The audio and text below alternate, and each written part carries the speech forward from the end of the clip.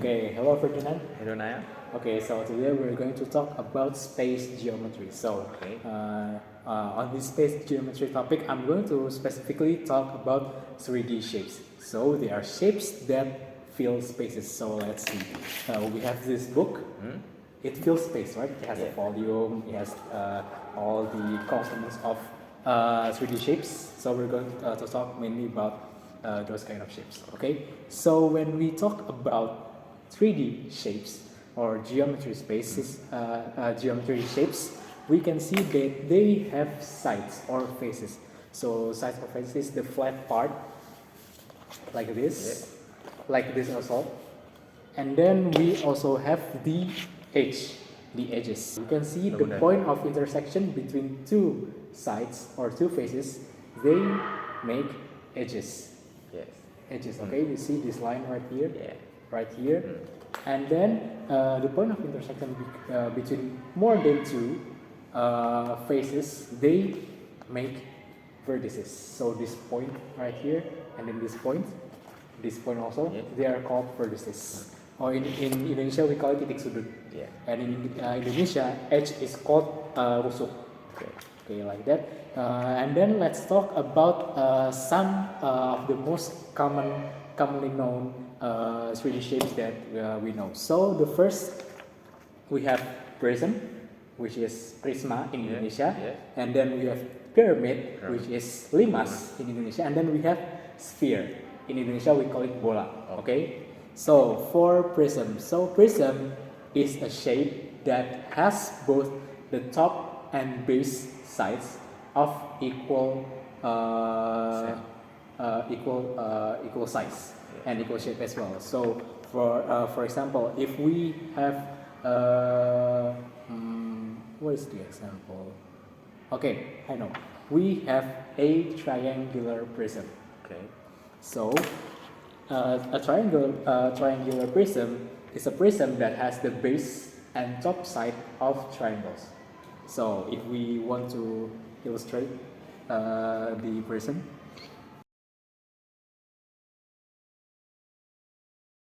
okay, so the picture is like this. So you can see the top and the base side is of the same size. It's like a cheese, right? Yes, it does look like cheese. You just have to put some holes in it so it became more realistic. If we want to find the volume of the whole prism, we have to multiply the base area by the height of the prism. Okay, so we have to find the height of prism is let's call it h, big H. Okay, so we get the equation is the base area times the height of the prism. For example, the base is 6, the height is 4, and then the height of the prism is 12. So if you want to look at, if you want to find how much is the whole volume of the prism, we just have to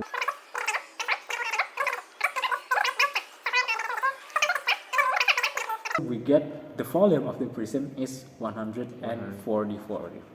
Okay, so now we have talked about the triangular prism. So basically the same principle applies to all kinds of prism. You just have to find the base size area, and then you multiply it by the height of the prism, and then we get the volume of the prism itself. Okay, let's say the base is square, but the length of the edges of the square is not equal to the height of the prism. Okay. What shape did you get? What kind of prism did you get? Yes, in Indonesia we call it balok, okay? But in English we call it cuboid. But if the length of the height of the prism is the same with the length of the edges in the square, what is the name of the shape? If the height of the prism is the same length as the edges on the base. Cube. Yes, we get cube. So cube is a special prism. Okay, it has 1, 2, 3, 4, 5, 6, 7, 8, 9, 10, 11, 12 edges of the same length. Yes. And all of the sides, there are 6 sides by the way, Is they are all square, Yes. of the same size. Okay. Okay, next let's talk about pyramid. So if we delete the top side of the prism and then we join all the edges, it is called lateral edges. So the edges right here that forms the height of the prism. If we delete, if we remove the top layer and then we join all those edges, we get a pyramid. So if we see the pyramid in Egypt, they all have pointed edges at the top, right? If we want to find the volume of the pyramid, we must multiply the formula of the volume of prism by 1/3.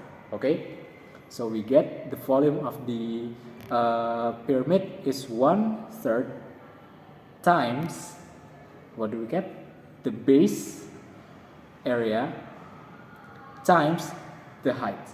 Okay, so for example, if we get a pyramid with the base of a square, by which the edges, the base edges of the square equals to 4. Okay, and then we get the height of the pyramid is 6, for example. So if we want to find the volume, we just need to find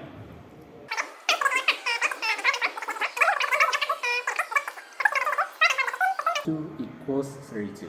Okay, it's pretty easy, right? Yes. Okay, so the same principle basically applies to all kinds of pyramid. Okay, so the difference between the formula is just the difference between the base sides. Okay, if we have the base side is square, then we have to find the base area by using the area of a square. If the base is triangle, okay, we just have to find the area by using the formula of the area of triangle. Yeah. Okay, and then what is a pyramid with the base of a circle? Did you know? You mean pyramid? The pyramid, Yes. with the base of a circle. Circle?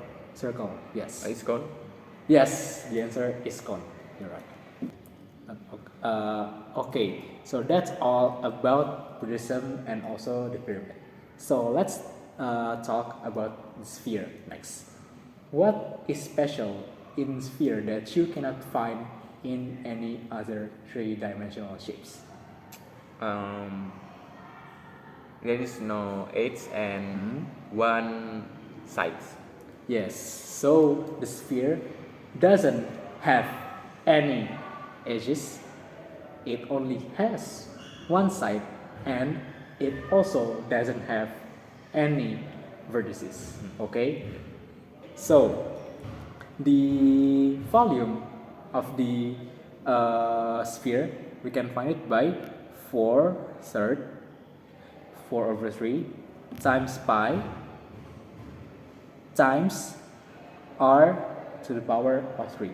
What is r? R is the radius of the sphere, so it's the distance between the center of the sphere and the outer layer. Okay, so in sphere we can call it by all points that are of the same distance to one main point. Okay, so that main point is called the center of the circle, and all of the points, they form the side of the circle, the outer side.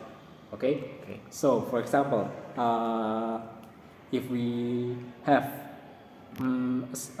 a sphere with the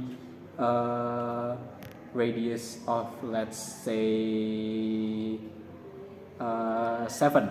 7. Okay, we this time let's use pi equals 22/7. Okay, so if we want to find the volume, we just have to find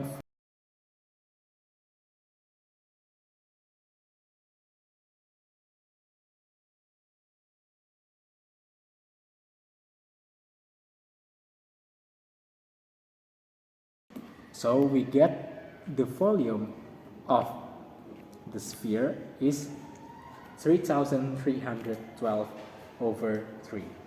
Okay? Okay, that's basically all that I have to talk today. Okay, thank you for listening. Okay. Okay, see you next time, bro. Okay. Thank you.